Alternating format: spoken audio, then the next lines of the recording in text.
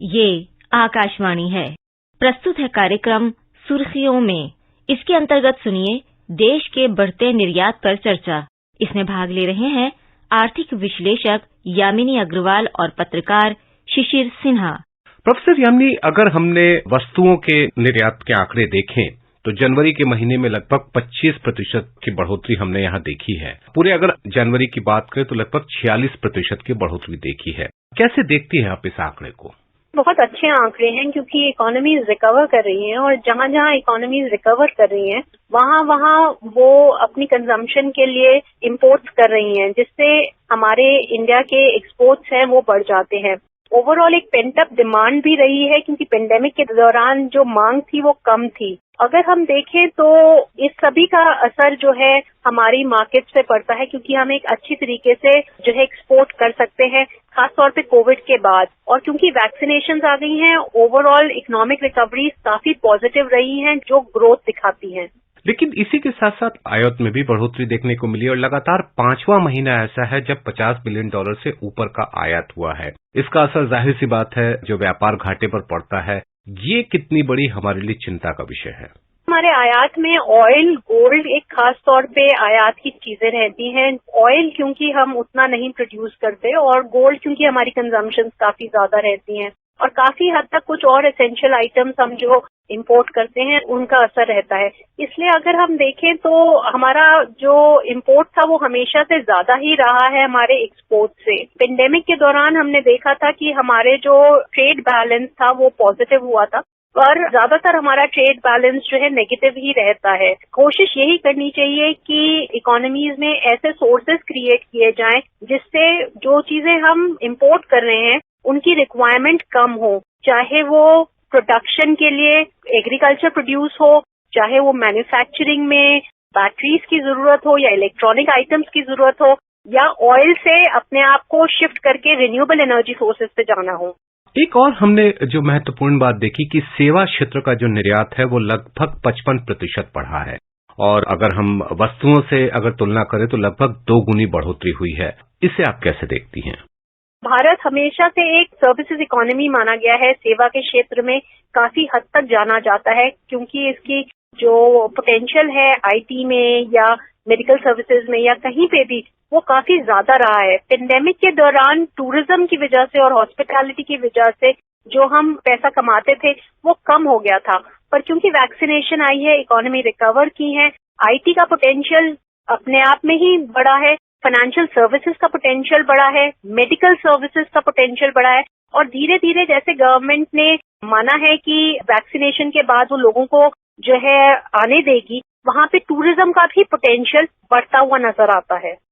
अगर हम लोग बात करें मैन्युफैक्चरिंग सेक्टर की, क्योंकि जब हम वस्तुओं के निर्यात की बात करते हैं तो उससे जुड़ा हुआ एक तथ्य होता है विनिर्माण क्षेत्र यानी कि मैन्युफैक्चरिंग सेक्टर, और हम लोगों का लक्ष्य जो है वो इसे 25% तक पहुंचाना है। तो निर्यात की बढ़ोतरी और मैन्युफैक्चरिंग सेक्टर के 25% तक पहुंचने, विनिर्माण क्षेत्र के 25% तक पहुंचने, इन दोनों के संबंध को आप कैसे देखती हैं? एक्सपोर्ट्स बहुत इम्पोर्टेंट रोल है क्योंकि हम जो प्रोड्यूस कर रहे हैं वो सिर्फ हम अपनी घरेलू इकोनॉमी में नहीं, बाहर की इकोनॉमी में भी अगर भेज पाते हैं तो वो ज्यादा बढ़ती है, जिसके लिए जरूरी है कि उसको सपोर्ट किया जाए। चाहे वो पुराने कंप्लायंसेस की रिक्वायरमेंट है उनको हटा करके, या e governance, minimum government, maximum governance का रूल ला करके, या डिजिटलाइजेशन का पूरा इंफ्रास्ट्रक्चर क्रिएट करके, या फिर पीआईएल स्कीम्स ला करके, या फिर इंफ्रास्ट्रक्चर में ठोस कदम उठा करके जिसमें कैपिटल एक्सपेंडिचर हो। इन सभी से जो है आपका जो मैन्युफैक्चरिंग सेक्टर है और एक्सपोर्ट्स है वो बढ़ता है। खास तौर पे फोकस किया जाए अगर आप देखें तो टेक्सटाइल्स पे, मिलेट्स पे या और जिनमें स्ट्रॉन्ग पोटेंशियल्स हैं उनके ऊपर तो फायदा पहुंचता है।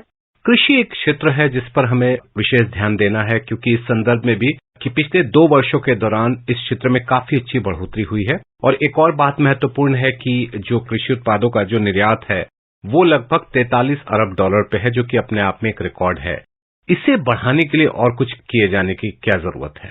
जी देखिए, कृषि में जब हम देखते हैं तो हम काफी हद तक एक raw material, basic product supply करते हैं जिसमें ज्यादा हमें वैल्यू नहीं मिलती। तो इसके लिए जरूरी है कि उसमें वैल्यू एडिशन करके उन्हें जो है एक्सपोर्ट किया जाए। ये भी कोशिश की जानी चाहिए कि जिनकी मार्केट्स हो उनके अंदर किया जाए। अगर आप देखें तो इस बजट में सरकार ने कॉरिडोर बनाने की कोशिश की गंगा के किनारे, जहाँ पे ऑर्गेनिक फार्मिंग हो, तो एक स्ट्रांग पोटेंशियल वहाँ बनता है। कोशिश ये भी की गई कि फूड प्रोसेसिंग को ज्यादा से ज्यादा बढ़ावा दिया जा सके या एग्रीकल्चर एंड अलाइड सर्विसेज को ज्यादा से ज्यादा बढ़ावा दिया जा सके, ताकि वहाँ पे जो एक्सपोर्ट्स हैं वो किए जा सके। तो ऐसे बहुत सारे पोटेंशियल की एरियाज हैं, क्योंकि 8 ज्योग्राफिक जोन्स हैं और उसमें इतना डाइवर्स एग्रीकल्चर प्रोड्यूस है, उस सभी को एक्सपोर्ट करना जरूरी है, उसका पोटेंशियल आइडेंटिफाई करके।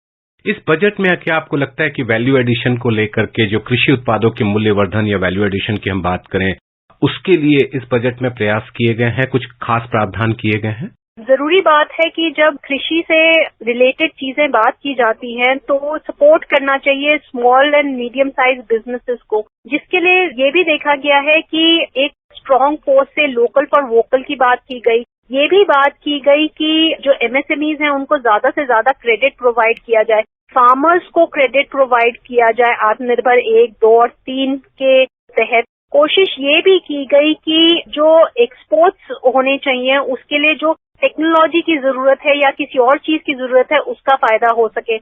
कोशिश अगर आप देखें बजट में ये भी की गई है कि आधुनिक प्रतिकरण से, जैसे ड्रोन्स को इस्तेमाल करके जो है फार्मर्स को फायदा पहुंचाया जाए, ताकि उनकी जो प्रोडक्टिविटी है वो बढ़े और जो कॉस्ट कॉम्पिटिटिवनेस है एक्सपोर्ट्स मार्केट्स में वो बढ़ सके। वस्तुओं के निर्यात की बात करें, जो $400 अरब का लक्ष्य जो है, क्या आपको लगता है कि इस साल हम उसे हासिल कर लेंगे और अब हमें अगले वर्ष के लिए क्या लक्ष्य रखना चाहिए?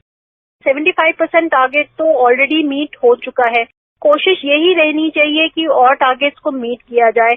उसके लिए जरूरी है कि फ्री ट्रेड एग्रीमेंट्स किए जाएं, जो सरकार कोशिश कर रही है करने की। जो सरकार की फॉरेन पॉलिसी है बाकी देशों के साथ, वो अगर अच्छे रुझान पे रहती है वो भी अच्छी रहेगी। एक स्ट्रांग फोकस लॉजिस्टिक कॉस्ट को रिड्यूस करना है, जिसमें गति शक्ति स्कीम आती है अपने आप। स्कीम्स को बढ़ावा देना है, जो डिफरेंट कंपोनेंट्स हैं हमारे एक्सपोर्ट्स के जो फायदा पहुंचा सकते हैं, उनको क्रेडिट के द्वारा सपोर्ट प्रोवाइड की जाए। उससे हमें लगता है एक ज्यादा बेहतर प्रदर्शन हो पाएगा। ग्लोबल सप्लाई चेन में चूंकि हमारी हिस्सेदारी अभी भी काफी कम है, जिस तरह के निर्यात में बढ़ोतरी हो रही है, अगले 3 से 5 सालों में आप इसे कहां तक जाता हुआ देख रही हैं? इंडिया का काफी स्ट्रांग पोटेंशियल है हर एक मार्केट के साथ। ये जरूरी देखना है कि हम किन की एक्सपोर्ट्स में अपना पोटेंशियल बढ़ा सकते हैं। जैसे मिलेट्स को रिकॉग्नाइज किया गया, ब्लू ओशन इकोनॉमी को रिकॉग्नाइज किया गया। ऐसे ही कुछ स्पेसिफिक आइटम्स है एग्रीकल्चर प्रोडक्ट्स में जो आइडेंटिफाई किए जा सकते हैं। टेक्सटाइल्स को बढ़ावा दिया जा रहा है। ऐसे ही इन्हीं चीजों को मद्देनजर रखते हुए और स्टेट पॉलिसीज ज्यादा फायदा करेंगी, ताकि एक्सपोर्ट्स को ग्रो किया जा सके। क्योंकि कुछ स्पेसिफिक स्टेट्स, जो 5 स्टेट्स हैं, वो हमारी स्ट्रांग एक्सपोर्टर स्टेट्स मानी जाती हैं, जिसमें गुजरात एक है। वो जरूरी है कि स्टेट लेवल पे काम हो उसके लिए, और एमएसएमई को क्रेडिट मिले, फाइनेंस मिले, ताकि वो एक्सपोर्ट कर सके। और अगर आपने चूंकि एमएसएमई की बात करी, और एमएसएमई का जो है निर्यात में एक अच्छा खासा हिस्सा रहा है, एमएसएमई के लिए अभी जो emergency credit guarantee line scheme की भी व्यवस्था है, इसके अलावा दूसरे वित्तीय कार्यक्रम भी चलाए जा रहे हैं। कुछ खास प्रोत्साहन योजना जिसे आपको लगता है कि उसे लागू किए जाने की जरूरत है, खास तौर पर एमएसएमई के लिए? जी, जरूरी है कि एमएसएमई को एक मार्केटिंग अपॉर्चुनिटी दी जाए, खास तौर पर मेड इन इंडिया ब्रांड के लिए, और उसकी जो क्वालिटी जो है ग्लोबल स्टैंडर्ड्स पे आ सके, उसके लिए एक सपोर्ट प्रोवाइड किया जाए। क्योंकि ज्यादातर एमएसएमईज को मुश्किल होती है अपने डीलर्स आइडेंटिफाई करने के लिए, और उनको मुश्किलात होती है अपने लिए जो क्वालिटी प्रोडक्ट का क्वालिटी असेसमेंट करने के लिए। अगर वहाँ दोनों जगहों पे मदद मिल सके तो एमएसएमईज काफी हद तक एक्सपोर्ट कर पाएंगे। प्रोफेसर यामिनी, बहुत बहुत धन्यवाद हमसे बातचीत करने के लिए। जी, धन्यवाद। अभी आप सुन रहे थे देश के बढ़ते निर्यात पर चर्चा। इसमें भाग ले रहे थे आर्थिक विश्लेषक यामिनी अग्रवाल और पत्रकार शिशिर सिन्हा। ये कार्यक्रम आकाशवाणी के समाचार सेवा प्रभाग द्वारा प्रस्तुत किया गया। इसे आप हमारे mobile app news on AIR और YouTube channel news on AIR official पर भी सुन सकते हैं। इस कार्यक्रम के संबंध में अपनी प्रतिक्रिया आप हमें ईमेल कर सकते हैं। पता है airnsgtalks@gmail.com। ये कार्यक्रम फिर से सुनने के लिए लॉग ऑन करें हमारी वेबसाइट newsonair.nic.in।